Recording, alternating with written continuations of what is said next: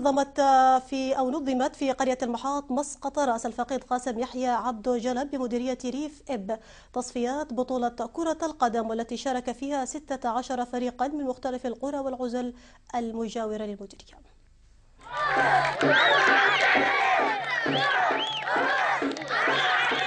هنا في قرية المحاط تنافس 16 فريقا من مختلف القرى والعزل المجاورة في مديرية ريف إب على كأس البطولة الثانية لكرة القدم.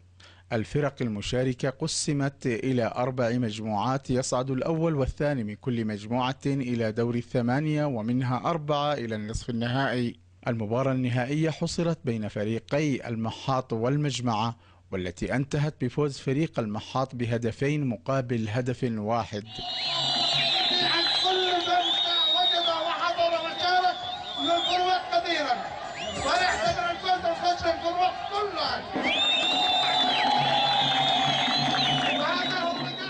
حصد المحاط كأس البطولة والمجمعة كأس الوصيف، وقام كل من الشيخ عبد الرحمن جلب وعبد الله قاسم جلب ومعهما الشيخ أمين عبد الواحد آل قاسم عضو المجلس المحلي بالمحافظة بتكريم فريق الوصيف فريق المجمعة، والفريق الفائز بكأس البطولة فريق المحاط. كما منح الفريق الفائز مبلغ 200 ألف ريال والوصيف مبلغ 150 ألف ريال، والفرق الأخرى المشاركة في البطولة مبلغ 100 ألف ريال لكل فريق منهم.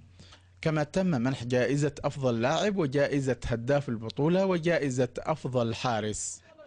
I feel like I am at my home. I like Yemen. I like Yemenis a lot. And I am very proud that I was at the ceremony for Mr. Qasim Jalab final football match. يقول انه سعيد جدا بحضور هذه المباراة بمناسبة كأس الفقيد الأخ قاسم قلب، وهو سعيد لأنه الناس هنا كلهم يعني ناس طيبين العقل السليم في الجسم السليم، والرياضة أضحت ضرورة حتمية. نأمل من رجال المال والأعمال أن يحذوا هذا الحذو نحو الاهتمام بهؤلاء الشباب، لا سيما في ظل هذه الظروف العصيبة التي أصبحت فيها الدولة شبه مشلولة. عبد الفتاح المنتصر، الساحات، إب. وتشاهدون